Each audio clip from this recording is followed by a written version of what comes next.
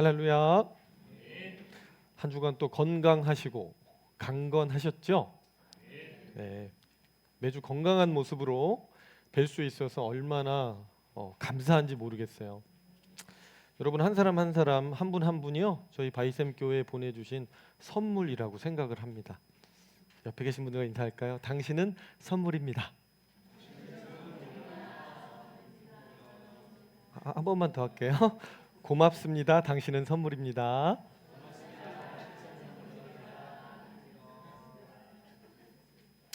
제가 바이샘 교회 와서 좋은데 한 가지 좀 아쉬운 거는 주일날만 뵙는 분들이 계시다는 거예요. 저는 되게 좋아하거든요, 사람 만나는 거를. 그리고 만나면 되게 즐거워요, 정말 보고 싶고. 근데 주일 멤버들이 있고 금요 멤버가 있고 수요는 거의 주일 오셔야 오시는 분들이 오시죠, 그죠? 그리고 새벽 멤버가 있고. 그래서 다들 이사를 오시라고 그럴 수는 없고 그렇긴 한데 한 달에 한 번 정도는 이렇게 평균 출석을 주일뿐만이 아니라 수요나 금요나 뭐 새벽이나 해주시면 좋지 않을까. 물론 여러분 뭐 제 개인의 기쁨을 위해서 그렇게 하실 필요는 사실 없는데 제 욕심을 조금 부려봤습니다. 네. 그래서 가끔 청소하실 때 뵙고 너무 반갑더라고요. 그래서 붙잡는데 다들 빨리 또 사라지세요.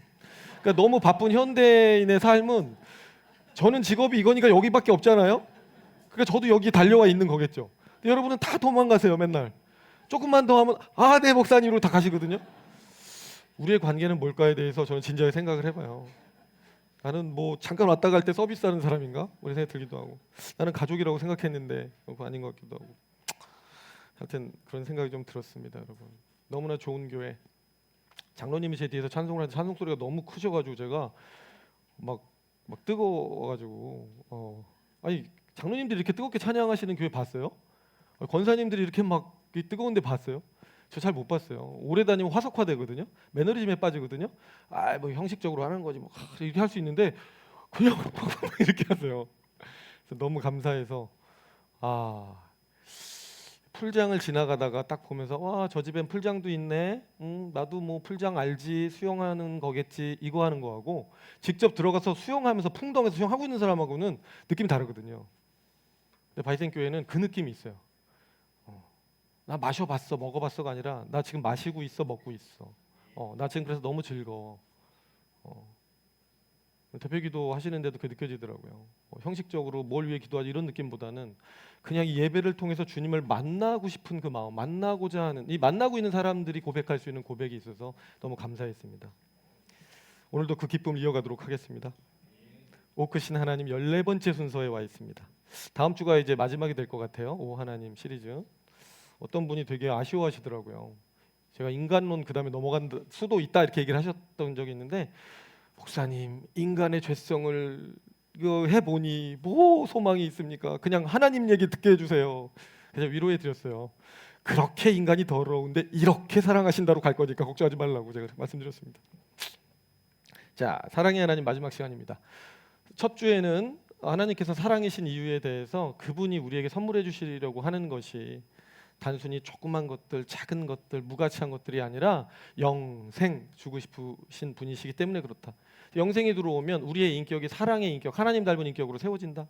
성령의 권능을 입게 된다. 비전이 바뀐다. 아까 찬양 너무 좋더라고요. 딱 그 얘기인데 주님께서 우리 인격 세워주실 거기 때문에 주님과 친밀한 교제로 가려면 그 인격 맞아야 되거든요. 같이 갈 수 있게 해주시기 위해서 왔다. 너무 감사하고 지난주에는 두 번째 이유 다른 모든 종교는 한번 찾아서 올라와 봐. 너희들이 조건 되면 내가 좀 복을 주고 이런 종교라면 기독교는 우리가 아직 죄인 되었을 때 아직 우리가 하나님이 없는 것의 가치가 무엇인지 그것의 상실이 무엇인지에 대해서 전혀 알지도 못하던 그 시절 먼저 주님이 우리를 찾아오셔서 마치 부모가 먼저 태어난 아기에게 다가가서 눈 맞추고 안아주고 말해주는 것처럼 우리를 찾아오신 그 주님 6단계에 걸쳐서 영원 전부터 마음으로 품으시고 창조를 통해서 같이 살아가실 무대를 만드시고 그리고 이후에 구약을 통해서 조금씩 점점 더 자신의 모습을 드러내주시고 또 성막과 성전을 통해서 데이트도 해주시고 그러다 결국은 성육신과 성령 강림을 통해서 완전히 휘장의 이 성소와 지성소의 막힌 담을 완전히 여시고 우리 안에 들어오셔서 십자가가 있어야 죄가 없어야 영이 들어올 수가 있어요. 성령이 들어오셔서 지금 거하기까지 짝사랑의 러브레터를 보내오고 계시다. 그런 신이 어디 있는가? 이런 하나님을 생각할 때 우리가 어찌 그 하나님을 사랑하지 않을 수 있는가? 그런 이야기 나눴었습니다. 자, 오늘은 세 번째, 사랑의 하나님 왜 우리에게 사랑이신지 그 세 번째 이야기 나눠보도록 하겠습니다. 자, 오늘은 뭐냐 하면 그렇게 해서 우리 안에 찾아오신 결과로 영생을 주셨는데 그 영생을 받은 자가 그럼 누리는 혜택이 뭘까? 자유라고 오늘 예수님께서 말씀하고 계십니다. 하나님께서는 당신의 자녀들이 자유하기를 원하셨던 거예요. 자녀들이 무언가에 매여 있을 때 우리 이게 애들 키우다 보면 뭐랄까요? 이 먹는 거에만 좀 이렇게 얽매여 있어도 좀 불쌍해요. 즉 편식하는 아이들 보면 좋아하는 것과 싫어하는 것이 있어서 부모가 볼 때는 이게 정말 영양가가 있는데 좋아하는 게 맨날 초콜릿이나 사탕이나 뭐 이런 거밖에 없어. 단 거밖에 없고. 그럼 걱정이 되잖아요. 저 아이가 좀 자유했으면 좋겠다. 이것도 먹을 수 있고 저것도 먹을 수 있고 그런 아이였으면 좋겠다. 그리고 또 뭐 진로라든가 뭐 대입이라든가 이런 것 때문에 학벌이 안 되면 나는 이 세상에 성공할 수 없어 엄마. 나는 너무 그게 좀 걱정되고 두려워 이럴 때 마음이 좀 아파요. 아니야. 그거 없어도 주님이 너의 주님의 인생은 그분이 책임져. 걱정하지 마. 이 얘기 해주고 싶은데 애들은 마음속에서 그게 벗어나지지가 않는 거예요. 아직 어리니까. 인생을 어느 정도 한 50, 60 이렇게 살아보면 그거 그렇게 중요한 건 아니었어. 그거 다 그냥 이렇게 걸치는 옷이지. 굳이 남들이 그렇게 보는 게 세상 사람 보는 게 뭐 이렇게 중요해. 내가 행복해야지. 그거 따라갔더니 행복한 게 하나도 없더라. 지치더라. 누구 위해 살았는지 모르겠더라. 이런 얘기 해주고 싶은데 자녀들은 매여 있거든요. 부모가 자녀에게 자유를 주고 싶듯이 하나님께서 우리에게 자유를 주고 싶으셨던 거예요. 오늘은 그래서 영성을 통해 선물해 주신 자유의 내용이 무엇이고 그것의 완전성이 무엇인지를 살핌으로써 하나님 사랑이신 것 다시 한번 확인하는 시간 갖도록 하겠습니다. 오늘 말씀을 통해 큰 은혜 받으시기를 주의 이름으로 축원합니다. 자, 오늘 본문에서 예수님께서는 진리가 너희를 자유롭게 하리라라고 말씀하십니다. 그런데 유대인들은 반문하는 거예요. 우리가 아브라함의 자손인데 남의 종이 된 적이 없다. 어찌하여 자유를 논하느냐. 이들은 정치적 자유, 사회적 자유를 생각한 거예요. 신분의 자유. 하지만 예수님께서 말씀하시는 자유는 그것보다 훨씬 깊고 근원적인 자유를 말씀하고 계십니다. 예수님께서 말씀하세요. 진실로 진실로 너에게 이르노니 죄를 범하는 자마다 죄의 종이라. 그리고 이어서 말씀하십니다. 그러므로 아들이 너희를 자유롭게 하면 너희가 참으로 자유로우리라. 아멘. 그렇다면 첫 번째 질문입니다. 진리가 너희를 자유롭게 한다. 아들이 너희를 자유롭게 하면 자유로워지리라 하실 때 주님께서 말씀하시는 그 자유라는 것은 무엇일까요? 첫 번째는 죄의 형벌로부터의 자유입니다. 로마서 6장 23절 같이 읽겠습니다. 시작. 죄의 삭은 사망이요 하나님의 은사는 그리스도 예수 우리 주 안에 있는 영생이니라. 아멘. 죄의 대가는 사망이고 영원한 형벌이고 하나님과의 영원한 분리라고 말씀하고 계시는 거예요. 그런데 실제로 우리 전 인류가 타락으로 그 영향권 속에 들어와 있다. 로마서 3장 23절입니다. 시작. 모든 사람이 죄를 범하였음에 하나님의 영광에 이르지 못하더니. 아멘. 예수님이 오시기 전까지 우리는 이 상태에 있는 거예요. 우리는 모두가 죄된 상태, 죄의 형벌로부터 자유하지 못한 자들, 사망이라고 하는 죄의 삭슬 짊어진 자들로 존재했습니다. 그런데 십자가에서 예수님께서 우리가 받아야 될 형벌을 대신 받으셨어요. 죄값을 치르셨고 그분의 피로 죄 씻음을 실제로 실행하여 주셨습니다. 여러분, 하나님께서 얼마나 죄를 혐오하셨으면 독생자를 세상에 보내서 십자가를 지게 하셨을까요? 진실로 그리스도의 십자가보다 죄에 대한 하나님의 혐오, 증오심을 더 드러내주는 것은 없다고 말할 수 있습니다. 인류의 모든 사람들이 죄로 인해서 사망에 처해졌다 할지라도, 심판을 받았다 할지라도 그 사실보다도 더 죄에 대한 하나님의 마음, 관점을 드러내주는 게 십자가입니다. 죄의 삭은 사망. 하나님 어떻게 우리를 다 죽게 할 수 있어요? 아무리 죄를 짓기로쓰니 죽게 할 수 있어요? 죄의 삭은 사망이니까 죽어야지 공의가 작동하고 있거든요. 그 사실로 볼 때 죄가 심각한 거긴 심각한 거니까 주님께서 그렇게 처벌하시는구나 생각할 수 있습니다. 그런데 십자가는 그보다 한 단계 더 위에서 우리를 생각하게 해요. 하나님 자신이 대가 지불을 할 필요가 있었을까 하는 거예요. 아무리 죄가 싫어도 하나님 자신이어서 죽어야 될 정도로 죄의 문제를 심각하게 다루시냐는 거죠. 십자가는 죄인에 대한, 죄인이지만 여전히 자녀인 당신의 자녀에 대한 하나님의 깊은 사랑과 함께 동시에 하나님이 죄를 얼마나 싫어하시는지를 보여주는 그 증거가 바로 십자가입니다.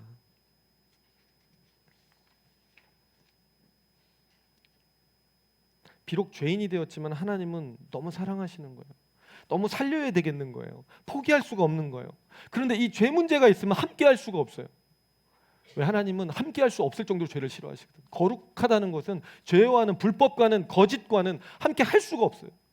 살인의 영을 갖고 있는 자들과 함께 할 수가 없어요. 미워하는 자들과 함께 할 수가 없어요. 그렇게 사랑 많으신 분이 그렇게 미움이 많은 존재들 어떻게 함께 할 수가 있겠어요?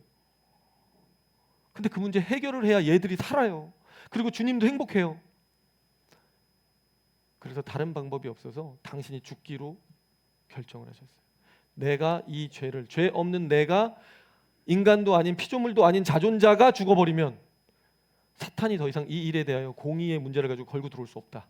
그래서 본인이 결행하셨습니다. 사랑하는 하나뿐인 독생자를 죽음에 내모셨죠. 그래서 죄 문제가 얼마나 심각한 건지를 십자가만큼 보여주는 것은 없습니다. 실제로 주님이 베드로에게 말씀하셨습니다. 요한복음 13장 8절 시작. 내가 너를 씻기지 아니하면 내가 나와 상관이 없느니라. 아멘. 제자들 발 씻겨 주실 때 베드로한테 하신 말씀인데요. 내가 너를 씻기지 아니하면 네가 나와 상관이 없느니라. 무슨 뜻일까요? 주님은 속죄 사역을 위해 이 땅에 오신 분이라는 것을 말씀하고 계시는 거예요.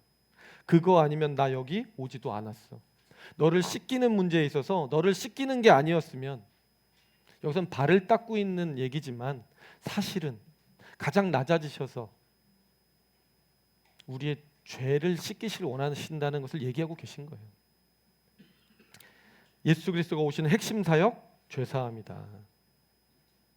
그러니 죄 문제, 형벌의 문제를 해결하는 것보다 중요한 게 어디 있겠냐라고 말씀하시는 겁니다. 그래서 여러분, 실제로 주님은 십자가 지셨습니다. 대신 지셨고요. 그 결과 이제 십자가의 약속은 거짓이 없으신 하나님의 약속 안에서 신실하게 저와 여러분에게 과거에나 오늘이나 동일하게 주님이 다시 오시는 그날까지 그 효력이 적용되고 있습니다. 그러므로 십자가는 가장 선명하게 우리에게 말씀합니다. 죄인된 우리를 변함없이 얼마나 사랑하셨는지, 그리고 죄의 문제는 하나님께서 얼마나 중하게 다루시는 문제인지. 그러므로 비록 값없이 우리가 속죄를 받았지만, 그리고 성화를 이루어 가겠지만, 그 과정 속에서 이 죄 문제를 우리가 너무 가볍게 다뤄서는 안 되겠다라는 생각을 하게 되는 거예요. 왜? 내가 사랑하는 아버지의 목숨이 거기에 대가집을 되었기 때문에 그렇습니다. 그래서 우리는 십자가를 볼 때마다 사랑의 깊이, 죄의 무서움, 그것을 동시에 보게 되는 것이죠. 그러나 감사한 것은 그리스도께서 하나님의 의, 하나님이 채우셔야 될 그 의를 만족시켰기 때문에 하나님이 이제 죄인을 사랑하실 뿐만 아니라 실제로 아무리 큰 죄를 지은 죄인이라 할지라도 기꺼이 그에게 자비를 베푸신다는 사실이에요. 여러분, 빅토르 위고의 레미제라블 아시죠? 주인공이 장발장입니다. 굶주린 조카들을 위해서 빵 한 조각을 훔친 죄로 장발장은 19년을 감옥에서 보내게 됩니다. 출소 후 그를 받아주는 곳은 아무 데도 없었어요. 전과자라는 낙인이 찍혀서 그에게 사회는 냉담했습니다. 추운 겨울밤 거절당하고 또 거절당하고 또 거절당하던 그를 유일하게 받아준 사람이 미리엘 주교였습니다. 그 주교는 그에게 따뜻한 식사와 잠자리를 제공해 주었습니다. 그런데 장발장은 그날 밤 주교의 은촛대를 훔쳐서 달아나요. 먹고 살아야 하니까. 다음 날 아침 경찰에게 붙잡혀서 다시 주교 앞에 선 장발장. 그는 이제 끝이라고 생각했습니다. 빵 한 조각에 19년이었는데 은촛대를 훔친 죄로는 잘못하면 평생을 감옥에서 보내야 할 것이었거든요. 그런데 주교가 뜻밖의 말을 그 경찰이 있는 앞에서 하는 거예요. 아, 자네가 왔는가? 그런데 은촛대 하나는 왜 가져가지 않았는가? 내가 함께 주었는데 말이야. 그 은촛대가 세트로 있었거든요. 그리고는 장발장에게 나머지 은촛대까지 건네주면서 이렇게 말하는 거예요. 이 은촛대로 자네는 정직한 사람이 되게. 나는 자네의 영혼을 샀네. 악한 생각과 멸망의 길에서 자네 영혼을 건져서 하나님께 드리네. 예수님이 생각나는 장면이더라고요. 그 순간에 장발장의 인생이 바뀝니다. 형벌이 면제되고 정죄받아 마땅한 자가 용서를 받은 것입니다. 이것이 그의 삶을 완전히 바꿔놓았습니다. 여러분, 이것이 바로 십자가에서 우리가 경험하는 은혜예요. 정죄 대신 용서를, 형벌 대신 은혜를, 율법보다 사랑을 주신 것, 그것입니다. 실제로 우리는 로마서 8장 1절의 말씀처럼 더 이상 정죄함을 받지 않습니다. 같이 한번 읽겠습니다. 시작. 그러므로 이제 그리스도 예수 안에 있는 자에게는 결코 정죄함이 없나니. 아멘. 더 이상 우리는 죄의 형벌 아래 있지 않습니다. 여러분, 저도 최근에 큰 실수를 용납받은 사례가 있었습니다. 제 개인적으로는 얼마나 간담을 쓸어내렸는지 모르겠어요. 바이셈 2기 사역의 첫 위기가 나에게 왔구나 생각되는 일이 있었습니다. 뭐냐 하면 제가 주례를 많이 하잖아요, 요즘에. 근데 저희 교회 청년들이 결혼을 많이 하니까 할 수밖에 없습니다. 제가 혼인 서약 및 선언문을 이렇게 작성하거든요. 근데 이제 그 내용이 똑같아요. 원래 질문 내용이 다 똑같습니다. 그럼 뭐만 바뀔 것 같아요? 신랑 신부 이름만 바뀌거든요. 그래서 제가 이번에 이제 어제 또 우리 수현 세연 커플이 결혼을 하기 때문에 그걸 이렇게 작성을 하다가 이상한 느낌이 들었어요. 그 앞전 결혼식 때 이름이 둘씩 쌍으로 들어가 있는데 앞에 이름만 바꾼 기억이 있는 거예요. 원래 그렇게 나머지 내용은 덮어쓰기해서 출력하면 되거든요. 안 바뀌기 때문에. 그래서 제가 확인을 해봤습니다. 지난번 파일을 들어가서 아니나 다를까 우리 류이 태인 커플 혼인 선언문을 보았는데 오타가 있었어요. 설마 했던 그 남자가 아니고 그 여자가 아닌데 이제 그래서 이름을 다 고친 줄 알았는데 한쪽만 고쳤더라고요. 그래서 방송사고가 나서 보니까 이제 김태인 군이 아내 김지혜 양을 맞아가지고 검은 머리가 파뿌리가 될 때까지 뭐 이렇게 또 돼 있고, 또 우리 아내 강유희 양이 남편 조은재 군을 맞아서 또 그렇게 하겠다고 돼 있어요.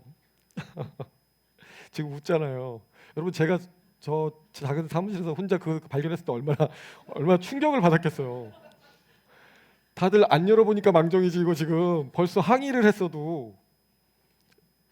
그러니까 여러분 볼 때는 그냥 이렇게 좀 별일 아닐 수도 있다고 생각하실 수도 있어요. 뭐 그런 실수 행정적인 할 수도 있지만 처음 이제 담임 목회자로 이제 선 저로서, 그리고 공인으로서, 그리고 한 사람의 인생이 좌우될 수 있는 그 선언문이잖아요. 그 나중에 발견했다고 생각해 보세요. 얼마나 그 황당하겠어요.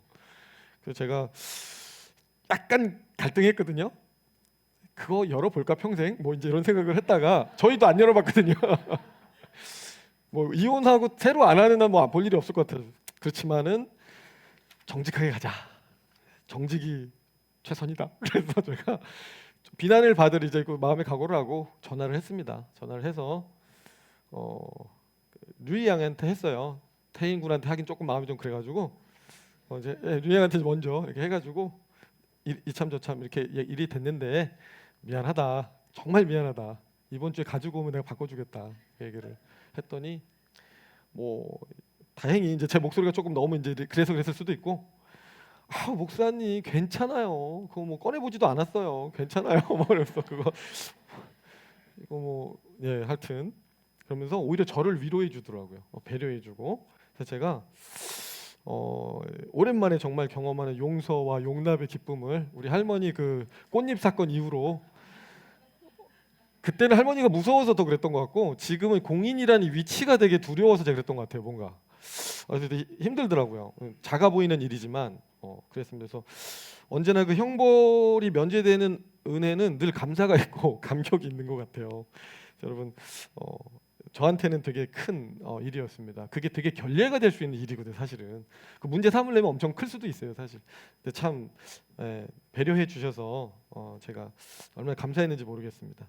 여러분 그래 십자가의 은혜가 그래서 좋은 거예요. 그리스도의 보혈이 우리가 평소에 당연하게 생각하지만 이 작은 일 하나, 이 진짜 그냥 사람에게 실수한 이 작은 거 하나 갖고도 이렇게 마음이 힘든데 사실은 너무 커서 우리 감각을 못할 뿐이지 하나님 앞에서 맨날 죄를 짓고 있는데 그거 맨날 용서받고 있거든 우리가. 누구 때문에? 그 십자가, 예수님 십자가 때문에 맨날 용서받는 거거든요. 근데 그 가치를 잘 몰라요. 산소가 맨날 옆에 있으니까 고맙단 말 한 번도 안 해주잖아요. 산소한테, 그죠? 햇빛한테 그거 없으면은 맨날 사람이 이상해지는데 그 고맙다는 얘기도 못 하고. 그런 것 같아요. 그리스도의 보혈로 인해서 저희가 죄의 씻김을 받았고 하나님의 공의가 만족되었고 그로 인해서 이제 우리는 아무리 큰 죄를 저질러도 주님 앞에 자비를 얻을 수 있는 존재가 되었습니다. 이것이 바로 진리가 주는 첫 번째 자유입니다. 형벌로부터의 자유, 정죄로부터의 자유, 사망으로부터의 자유. 얼마나 큰 은혜인지 모르겠어요. 저 여러분 모두가 이 귀한 선물을 그냥 갖고만 있지 마시고 누리는 은혜가 있기를 주 이름으로 축원합니다. 자, 두 번째입니다. 그런데 진리가 주는 자유는 여기서 그치지 않습니다. 단지 형벌로부터 벗어나는 것만이 아니라 더 깊고 더 근원적인 자유가 있습니다. 바로 그것은 죄의 종됨으로부터의 자유입니다. 34절을 다시 한번 같이 읽겠습니다. 시작. 진실로 진실로 너희에게 이르노니 죄를 범하는 자마다 죄의 종이라. 아멘. 죄의 종이라가 중요한 거예요. 이게 바로 타락한 인간의 실존적인 상황을 표현하는 딱 한 단어, 죄의 종이 된 거예요. 여러분 이런 얘기 들으면 순간 내가 종된 적이 없는데 뭘 종이 됐다 그러지 이런 생각 드는 분 계세요? 오늘 등장했던 딱 그 유대인들하고 똑같은 심리 상태인 거예요. 실제로 죄의 종이 되어 있어요. 우리가 성화를 이루어 가고는 있으나 한쪽은 발목이 잡혀 있습니다. 실제로 죄의 종이 되어 있어요. 종은 섬기는 자, 주인이 명령하면 그렇게 행할 수밖에 없는 자. 아직도 자꾸 사탄이 이렇게 유혹하거나 헷갈리게 하는데도 그거에 넘어가서 계속 그렇게 살아갈 수밖에 없는 자.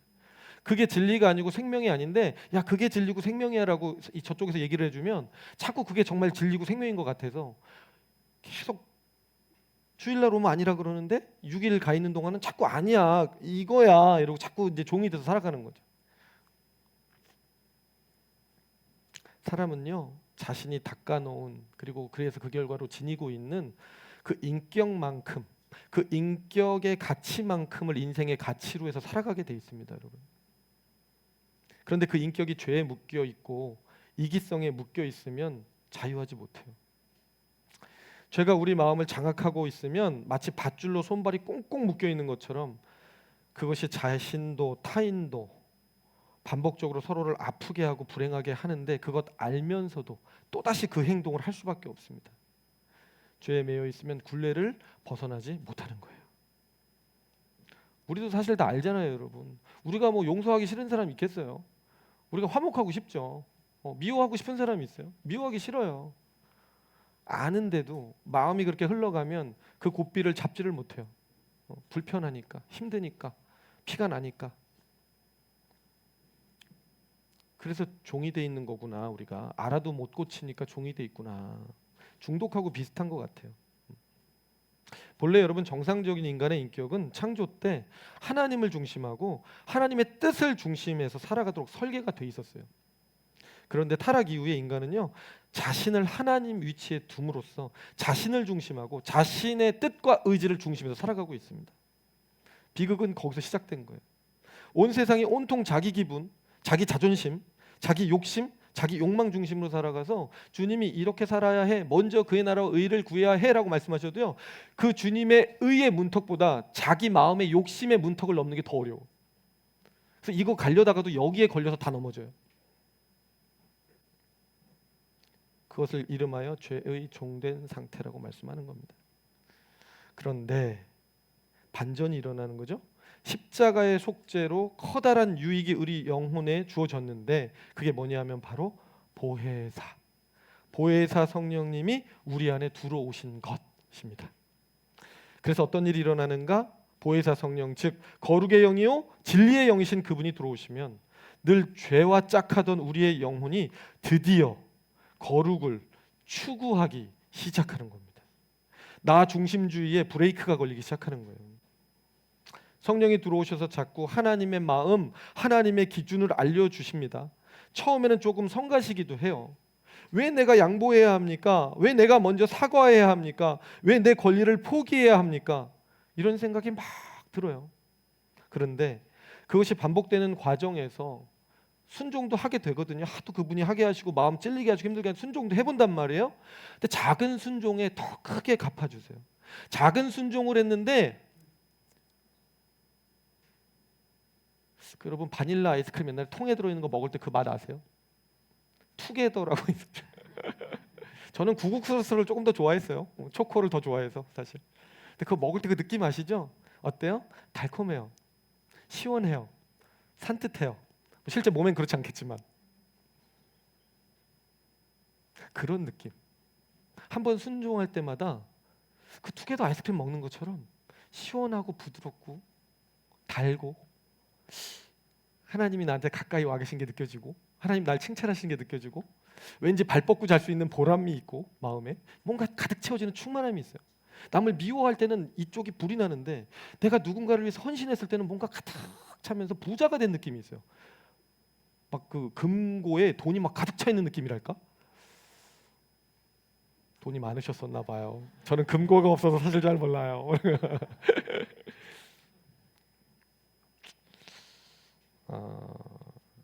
그래서 그 과정, 순종의 과정이 반복되면 기쁨과 평안, 감화와 감동이 계속되는 거예요. 그래서 양보했더니 마음이 이렇게 편안하구나.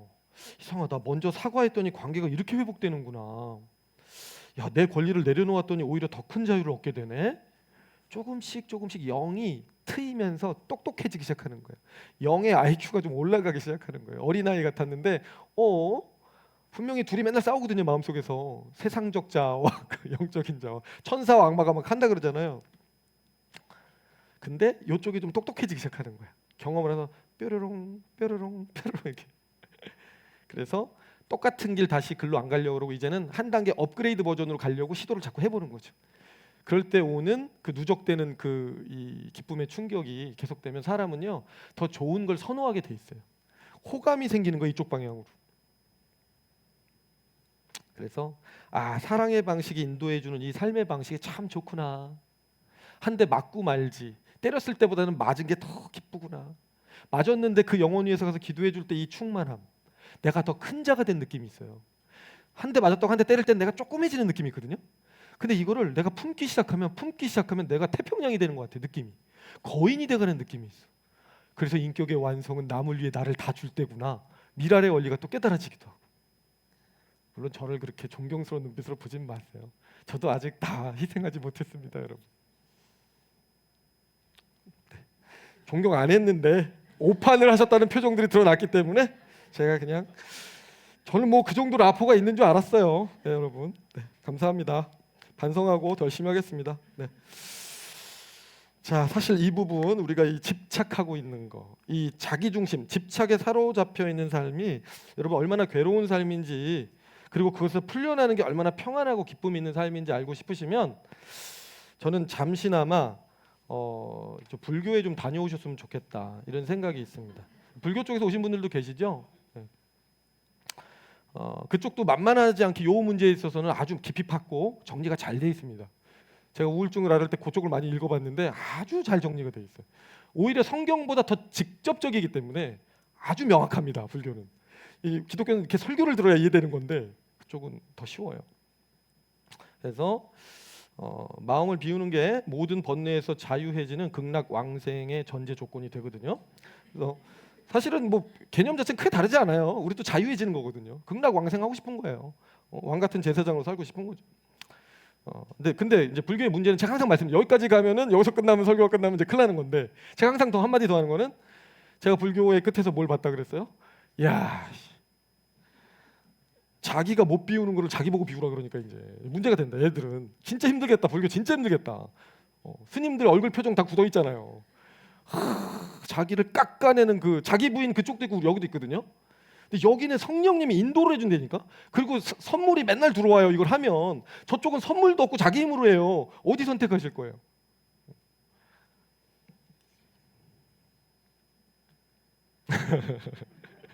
불교인들이 자꾸 보실까봐 의식이 돼가지고 살짝 제가 좀 드는데 종교 전쟁 일어날까봐. 여러분, 하나님이 들어오셔서 지도해 주시기 전까지 우리는 가망 없는 존재들입니다. 그래서 영생의 주인 되시는 분이 들어오셔서 마치 천동설이 지동설로 바뀌듯이 우리의 중심을 바꾸어 주시는 그 사건이 일어나기 전까지 우리는 가망이 없습니다. 그 자기중심적인 우리의 인격을 점진적으로 송두리째 하나님 중심으로 바꿔주시는 그 은혜, 그 기적, 그게 얼마나 큰 은혜고 얼마나 큰 기적인지 몰라요. 기독교 안에 존재하는 어마어마한 사람 안 바뀝니다, 여러분. 부모님들이 늘 그랬잖아요. 사람 안 바뀐다고. 너는 어릴 때부터 그랬다고. 제가 키워보니까 안 바뀔 것 같아요. 근데 유일하게 바뀌는 경우 가끔 보는데 그게 뭐냐면 성령에 충만한 사람들, 성령의 수술을 받은 사람들. 그 사람들은 이렇게 가다가 일로 가더라고. 이렇게 가다 이렇게 가더라고. 만나죠. 이 기적을 맛보시는 은혜가 다 있기를 주 이름으로 축원합니다. 그래서 자기밖에 모르던 인격이요, 어느새 먼저 그의 나라와 그의 의의 가치에 눈을 뜨고 그것을 추구하기 시작하는 거예요. 인격이 바뀝니다. 자신을 묶고 있던 온갖 자기 연민, 자기 자랑, 자기 확신, 자기 왕국에 대한 집착에서 풀려나서 타인과의 공존을 꿈꿀 수 있고 이웃사랑 안에서 참된 행복을 맛볼 수 있는 자유의 세계로 넘어가게 되는 거예요. 하늘을 나르는 철새들, 봄이 되면 또 이동하고 있겠죠. 날고 싶지 않아요? 날아가는 새들 바라보며 나도 따라 날아가고 싶어. 옛날 분들만 웃어, 그죠? 저는 변진섭입니다. 얼마나 감사한지요, 여러분. 이 자유를 얘기할 수 있는 자로 더 이상 아첨하고 살지 않아도 돼요. 그분께 매이면. 사람에게 매인 자는 아첨합니다. 그리고 그래서 남의 기회를 빼앗습니다. 남의 불행이 나의 행복이라고 생각했던 생각도 바뀌기 시작해요. 그가 불행해지지 않아도 하나님이 내 앞길 지키시고 세우시면 나는 행복한 길 갑니다. 세상 논리는 경쟁에 기반하기 때문에 저쪽이 망해야 내가 흥하는 시속 게임 속에 있거든요. 근데 알게 돼요. 그게 우리를 모두 불행하게 만들었다는 것을. 누구도 믿을 수 없는 사회를 만들었다는 것을. 그리고 정점에 있는 1인자가 아닌 이상은 모두 불행할 수밖에 없다는 것을. 그런데 그 1인자도 더 똑똑한 놈들이 많기 때문에 또 올라오면 바뀔 수밖에 없다는 것을. 근데 그거 지켜보려고 평생을 스트레스 받다가 인생이 그렇게 끝나요. 근데 예수님 품에 안기면 그거 다 필요 없다. 수고하고 무거운 그 짐을 나에게 둬라. 주님이 말씀하시는 거예요. 그러니 얼마나 감사합니까, 여러분? 그렇죠? 더 이상 당짓지 않아요. 그 당이 나를 지켜준다고 믿기 때문에 당짓는 건데 그럴 필요가 없어요. 주님은 오히려 당 흩으라고 말씀하세요. 너 당 있으면 그 사람 의지하지 나 의지하지 않는다. 그리고 그들도 잠깐 네가 젊고 힘 있고 능력 있을 땐 옆에 있으나 네가 늙고 능력 없어져서 나중에 노년이 되면 다 떠날 건데 그때 비참함이 더 클 텐데 사람 의지할래? 그렇게 말씀하시는 거예요. 그래서 거꾸로 소외된 사람들 챙겨주게 되고 함께 사는 법을 고민하게 되는 거예요, 여러분. 저가 잘 돼야 나도 잘 된다라는 생각을 깨닫기 시작하는 거예요. 저가 행복해할 때 내가 진심으로 행복해질 수 있는 사람이 됐을 때 그 영혼도 알아요. 그럼 그 두 사람이 만나잖아요. 천국이에요. 이런 일이 세상에 없거든. 근데 서로 발견했거든요. 그러면 너무 좋아서 이 사람 놓치고 싶지 않아서 서로가요 너무 사랑할 수밖에 없습니다. 저는 바이샘 교회가 그런 공동체 됐으면 좋겠어요. 문 열고 들어오는 순간 와, 또 나를 그렇게 여겨주는 사람 만나러 왔구나. 그들이 있는 곳, 나의 형제 자매가 있는 곳. 왜 그렇게 탈북해서라도 자유의 세계로 오려고 그러겠어요, 여러분? 가족 만나고 싶어서. 자식을 먼저 내보냈는데 아빠가 못 나왔거나 아빠만 나왔는데 자식이 탈북 아직 못했으면 그렇게 기다리잖아요. 그 크로싱이라는 영화 보면 나를 진정 나로 대우해주는 그 한 사람 만나고 싶어서 목말라 있는데 그 궁극적인 원형이 되시는 분은 예수 그리스도. 근데 그분을 만난 사람들은 다 그렇게 변화돼요. 그 공동체 안에 있으면 그것을 이름하여 교회라고 해요. 얼마나 감사해요. 그거 외에는 소망이 없습니다. 예수 그리스도가 내 인격에 들어와서 중앙을 점하시고 주인이 되시기 전까지 우리에게 소망이 없습니다. 여러분, 요한복음 4장에 우물가의 여인 기억하시죠? 왜 우물가의 여인은 예수님과 대화를 나눈 후에 온 동네를 뛰어다니며 메시아를 만났다고 그렇게 기뻐했을까요? 자유를 얻었기 때문에 그래요. 그 여인에게는 과거에 남편이 5이 있었고 지금도 동거하는 남자가 있었는데 그런데도 기쁘지 않았어요. 남편이 5이나 있었다는 건 무슨 의미일까? 그는 사람을 의지했다는 거예요. 좋은 남편 만나면 한 명 잘 잡으면 내 인생 달라지겠지. 내 마음 기쁘겠지. 나 인정해주겠지. 나 사랑해주겠지. 나 행복하게 해주겠지. 그런데 계속 갈아. 무슨 스페어 타이어예요? 계속 갈아요. 왜 갈았을까? 이놈이 그놈이고 그놈이 저놈이더라. 늘 해주시는 말씀들 있죠. 부부 특강 하면 내가 바뀌기 전에는 행복이 없더라. 그런데 주님이 오셔서 알려주신 거예요. 너 그렇게 살았지? 너 정말 불행했지? 길이 아니었기 때문이야. 내가 길이요 진리요 생명이야. 나를 만난 사람, 나에게 그 마음을 의탁하는 자, 나를 주인 삼는 자는 다시는 어떤 것에도 묶이지 않을 수 있어. 자유할 거야. 그 얘기 듣고 완전히 황홀경에 빠진 거죠. 그 우물가의 여인이. 생수의 근원이 될 수 없는 존재에게서 생수를 구했던 여인이 이제는 생수의 마르지 않는 생명의 근원이 될 수 있는 그분, 그 주인을 만난 거예요, 여러분. 그 어떤 남편도 그 어떤 관계도 채워주지 못했던 그 근원의 자리, 그 자유의 자리를 경험한 것입니다. 여러분, 이것이 오늘 본문 32절의 말씀입니다. 다시 한번 읽을게요. 시작. 진리를 알지니 진리가 너희를 자유롭게 하리라. 아멘. 주님을 만나기 전까지 저와 여러분에게 참된 자유란 없다. 그 말씀입니다. 자기 중심성에 갇혀 있으면요, 여러분, 자기 마음에서 세워놓은 그 우상에게 맨날 진상하고 복종하고 잘 보이려고 아부하고 눈치 보고 살 수밖에 없어요. 그게 돈일지, 그게 관계일지, 명예일지, 인기일지 모르겠어요. 그런데 평생 그거 섬기다가 여러분 다 달아빠진 타이어처럼 인생이 다 탈탈 털린 다음에 그 제가 미국에 있을 때 달리다 보면 타이어들이 차들이 크잖아요. 이따만한 타이어들이 다 찢어져 가지고 막 도로 위에 막 이렇게 돼 있어요. 철사들 막 나와 있기도 하고. 제가 그거 보면서 생각했어요. 야, 하나님 못 만난 인생은 저렇게 될 수도 있겠구나. 마음이 평생을 열심히 살았는데 어릴 때는 내 인생을 위해서 또 부모 만족시켜주고 열심히 살다가 결혼해서는 배우자 만족시키고 또 열심히 살다가 그 다음에 노년에는 자식들 뒷바라지로 열심히 살다가 근데 다 나를 알아주지 않아. 그냥 그게 인생의 결론이었어. 인생은 나그네 길 외로운 거였구나. 이렇게 생각 끝나는 거거든요. 근데 주님이 그렇지 않다고 얘기해 주시는 거예요. 그러려고 너희들 만든 거 아니라는 거예요. 내가 그 안에 들어가서 서로 먹고 나누고 하나 되려고, 그 기쁨 주려고, 영생, 이 질적 차원이 다른 생명, 단순히 오래 사는 영생이 아니라 신적 생명, 그 나눔을 주고 싶어서 너희들 창조했다. 근데 그것이 들어가고 나면 들어갈수록 비례해서 너희들 자유로워진다. 그 말씀해 주시는 겁니다. 이 자유가 저와 여러분 가운데 있기를 주의 이름으로 축원합니다. 예. 그런데 여러분, 더욱 놀라운 것은 이 자유가 완전한 자유라는 데 있습니다. 절반의 자유가 아니고 70%의 자유가 아니고 80%의 자유가 아니다. 참된 자유, 참으로 완전한 자유라는 거예요. 오늘 36절 다시 보겠습니다. 시작. 그러므로 아들이 너희를 자유롭게 하면 너희가 참으로 자유로우리라. 아멘. 참으로 자유로우리라. 진리 안에서 주시는 자유는 완전한 자유, 완벽한 자유라는 거예요. 영원한 자유라는 거예요.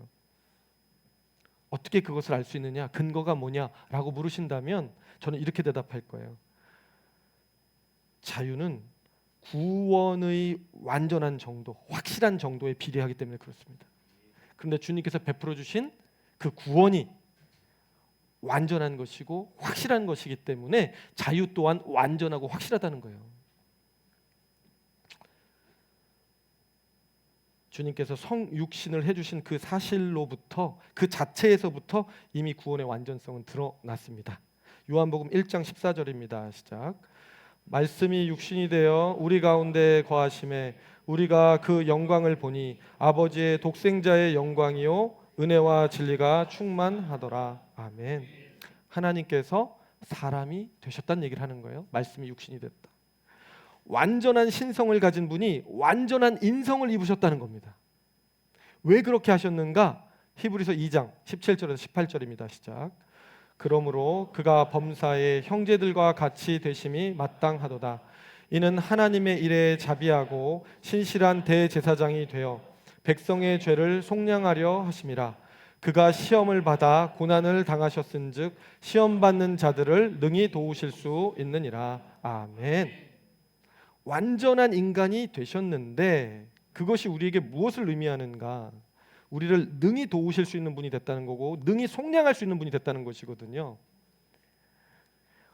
완전한 인간이 되면 그 인간이 지을 수 있는 죄의 잠재적 가능성까지도 끌어안는다는 얘기예요. 그러면 여러분, 우리 인간이 얼마나 많은 죄를 짓고 있고 지었습니까? 약간 질적으로 조금 다른 인간으로만 되셨어도 우리가 용서 못 받는 죄가 있을 확률이 있어요. 그 영역과 스펙트럼이 있을 수 있거든요. 근데 완전한 인간이 됐기 때문에 우리가 인간으로서 짓는 모든 죄의 범위가 다 커버가 되는 거예요. 이것이 극명하게 드러나는 장면 중에 하나가 세족식인 거예요. 앞에서도 잠시 베드로 발 씻는 장면 얘기를 했었습니다. 요한복음 13장 예수님께서 제자들의 발을 씻기시는데 당시 문화에서 발을 씻기시는 것은 종이 손님들 왔을 때 하는 행동이거든요. 그 예수님이 자기 비하를 하셔서 하나님이신 분이 내려오고 내려와서 거할 곳도 없어서 마구간에 출생도 하셨지만 실제로 제자들에게 본을 보이시기를 나는 섬김을 받으러 온 게 아니라 섬기러 왔어. 그러면서 발을 씻기겠다고 하는 거예요. 그런데 수제자 베드로가 아니 선생님이신데 감히 어떻게 종 취급을 받게 제가 하겠습니까? 그러시지 마옵소서. 다른 사람을 닦임을 받을지언정 저는 발을 닦임을 받지 못하겠습니다 라고 이제 얘기를 하고 있었어요. 인간적 의리로는 아름다운 얘기죠. 그리고 누군가 한 명쯤은 이렇게 해줘야 스토리가 아름답기도 해요. 갑자기 씻는겠다는데 자 전부 다 이렇게 하면은 예수님 입장에서는 이것들은 아직도 처리 안 되는구나 막 이렇게 하셨잖아요.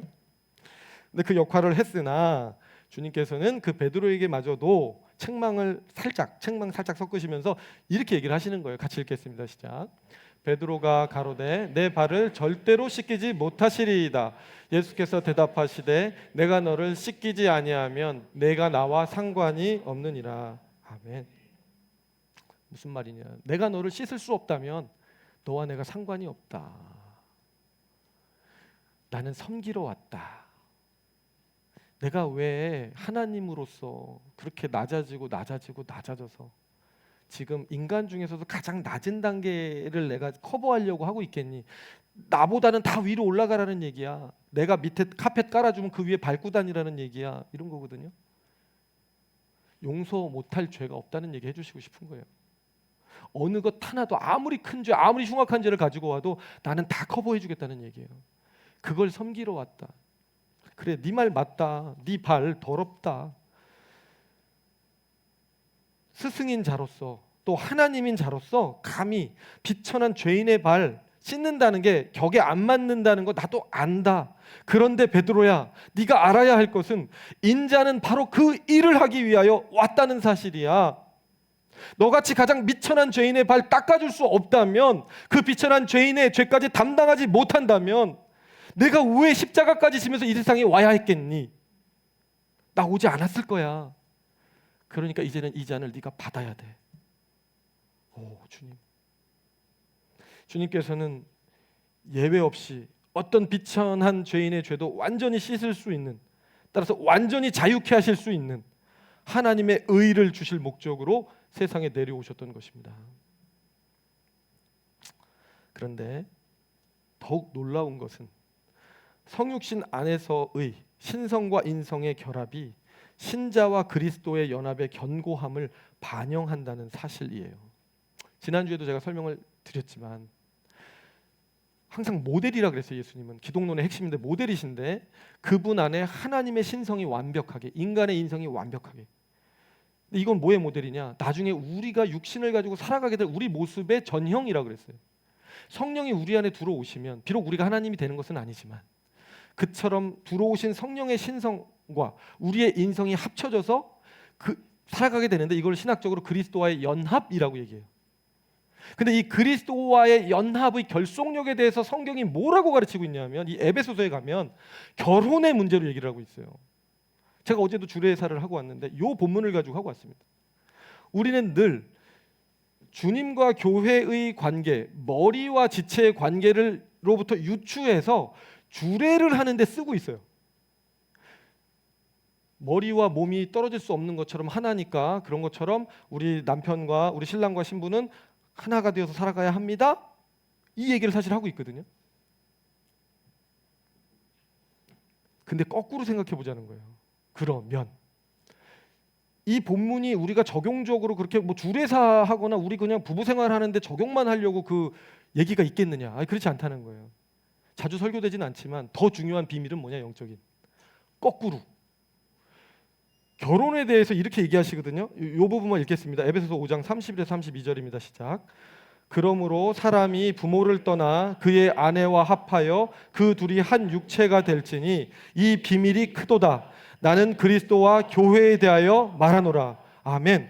이 비밀이 큰데 나는 그리스도와 교회에 대하여 말한다는 거예요. 우리가 성전이잖아요. 우리 안에 들어와 있는 그리스도와 교회인 나 사이의 관계에 대해서 말하노라.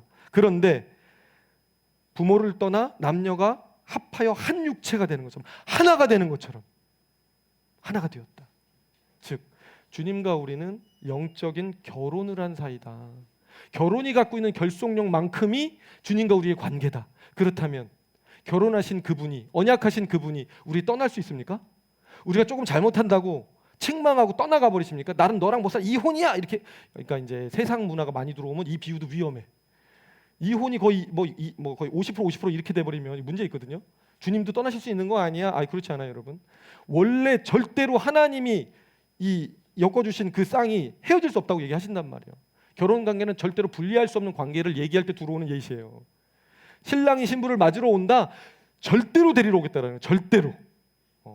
신랑 대신 주님께서 오신다고 찬송하잖아요.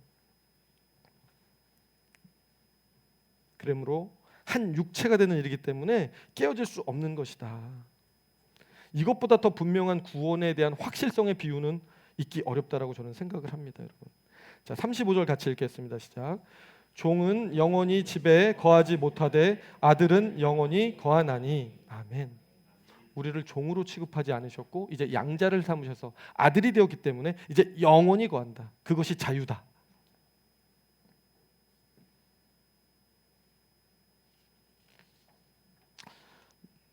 세 번째로 구원의 완전성에 대한 한 가지만 더 근거를 생각해 보겠습니다. 여러분, 오늘날 교회의 사역자가 무엇을 하는 사람들이라고 여러분 생각하세요? 혹시 오늘날 사역자를 거의 하나님처럼 생각하세요? 거의 중보자, 예수님처럼 죄를 대신 막 이렇게 속죄해 줄 것 같은 그런 존재로 생각하십니까? 뭐 그런 분까지는 없으시겠죠. 근데 가끔 교회 처음 오신 분들은 그렇게 생각하시는 경우도 있더라고요. 중보자는 오직 예수 그리스도 한 분밖에 없습니다. 왜요? 중보 속죄의 조건은 반드시 신성이 있어야 돼. 하나님이 하시는 게 아니면 인간은 본인 죄 정도, 본인 죄도 완전할지 모르겠는데 본인 죄 정도지 전 인류를 끌어안을 수 없거든요. 이건 분명히 하셔야 돼요. 자, 혹은 구약의 제사장들하고 비슷하게 생각하십니까? 물론 비슷한 측면도 있기는 해요. 우리가 예배를 집전하기도 하고 우리가 중보기도를 하기도 하니까. 그러나 그들이 했던 핵심적인 그 제사장으로서 했던 사역은 뭐냐면 예수님 오시기 전까지 짐승 잡아가지고 실제로 속죄하는 일에 개입을 했었단 말이에요. 바로 그런 점에서는 오늘날 저희 사역자들은 구약의 제사장들과는 다릅니다. 왜 다를 수밖에 없는가? 예수님 오셔서 단번에 본인을 희생제물로 드리심으로써 더 이상의 짐승을 잡는 그런 희생은 없기 때문에 그렇습니다. 히브리서 10장 10절에서 14절 읽겠습니다. 시작. 이 뜻을 따라 예수 그리스도의 몸을 단번에 드리심으로 말미암아 우리가 거룩함을 얻었노라. 제사장마다 매일 서서 섬기며 자주 같은 제사를 드리되 이 제사는 언제나 죄를 없게 하지 못하거니와 오직 그리스도는 죄를 위하여 한 영원한 제사를 드리시고 하나님 우편에 앉으사 그 후에 자기 원수들을 자기 발등상이 되게 하실 때까지 기다리시나니 그가 거룩하게 된 자들을 한 번의 제사로 영원히 온전하게 하셨느니라. 아멘. 단번에 영원히 온전하게. 이것이 바로 그리스도가 행하신 구원의 완전성입니다. 앞서 장발장의 이야기를 나누었어요. 주교의 용서로 그는 새 사람이 되었습니다. 그런데 여러분, 장발장은 주교의 용서를 받기는 했지만 그 이후로도 여전히 두려움 속에서 살아야 됐어요. 왜냐하면 경찰 자베르가 끊임없이 그를 추적했기 때문에 그렇습니다. 언제 붙잡힐지 모른다는 불안 속에서 평생을 도망자로 살았어요. 하지만 우리는 다릅니다. 우리에겐 추적자가 없어요. 배합하는 놈들은 있는데 추적자는 없습니다. 로마서 8장 33절에서 34절입니다. 시작. 누가 능히 하나님께서 택하신 자들을 고발하리요 의롭다 하신 이는 하나님이시니 누가 정죄하리요 죽으실 뿐 아니라 다시 살아나신 이는 그리스도 예수시니 그는 하나님 우편에 계신 자요 우리를 위하여 간구하시는 자신이라. 아멘. 바로 이거예요, 여러분. 우리를 어떻게 할 수 있는 자는 이제 없습니다. 그래서 사역자들의 사역은 속죄를 대신하는 게 아니라 이미 완전히 이루어진 그리스도의 구원 사역을 널리 전파하는 일에 헌신되어진 자들이에요. 우리는 발을 낄 수도 없습니다. 그 사역에는 이미 완벽하기 때문에. 한 분 중보자이신 그리스도의 성육신, 지상사역, 십자가의 죽음, 그리고 부활로서 모든 구속사역은 완성이 되었습니다. 이미 완전하신 이 구원의 은혜가 저와 여러분 가운데 충만히 흘러넘치시기를 주의 이름으로 축원합니다. 말씀을 맺습니다. 그러므로 사랑하는 성도 여러분, 오늘 본문이 이야기하는 자유의 의미, 자유의 확실성 이제 어느 정도 이해가 되셨을 거라고 생각합니다. 첫째, 자유의 내용입니다. 죄의 형벌로부터의 자유, 그리고 죄의 종됨으로부터의 자유, 이 두 가지를 주님께서 우리에게 주셨습니다. 그리스도의 십자가는 공의를 만족하셨고 이제 그 하나님의 의가 있기 때문에 그 의로 나아가는 자는 어떤 큰 죄를 지은 죄인이라 할지라도 기꺼이 자비를 얻습니다. 그리고 보혜사 성령이 그 안에 들어오셔서 자기의 중심성의 인격을 바꾸시고 그 감옥에서 해방시켜 주십니다. 둘째, 자유의 확실성입니다. 적당한 자유가 아니에요. 그러므로 아들이 너희를 자유롭게 하면 너희가 참으로 자유로우리라. 완전한 자유입니다. 성육신을 통해 가장 낮은 곳까지 내려오셔서 어떤 비천한 죄인의 죄라도 완전히 포용하실 수 있게 오셨고 그리스도와의 영적 결혼을 통해 깨어질 수 없는 연합을 이루셨고 단번에 드린 제사로 영원히 온전하게 구원을 성취하셨습니다. 이것의 유익을 우리가 다른 무엇에 비유할 수 있을까요? 비교할 수 있을까요? 몇 억을 준다 한들 이 선물을 바꿀 수 있을까요? 우리는 과거에 우물가의 여인들이었잖아요. 그리고 어쩌면 지금도 어느 정도는 우물가의 여인인 채로 살아가잖아요, 여러분. 이런 비천하고 이 불쌍한 존재들에게 자유가 선포되는 이 은혜보다 더 크신 은혜가 어디에 있겠습니까? 이제는 그 사랑 앞에 주님을 생수의 근원으로 삼으시는 은혜가 있었으면 좋겠습니다. 그분이 주인 되시기 전까지 여러분과 저에게 자유란 없습니다. 우리의 인격을 진리와 거룩 안에서 바로 세우시고 완전하게 자유하게 해주신 그 주님, 그 사랑의 주님 앞에 온전히 영광 돌리는 인생 되시기를 주의 이름으로 축원합니다. 네, 우리 찬양하겠습니다.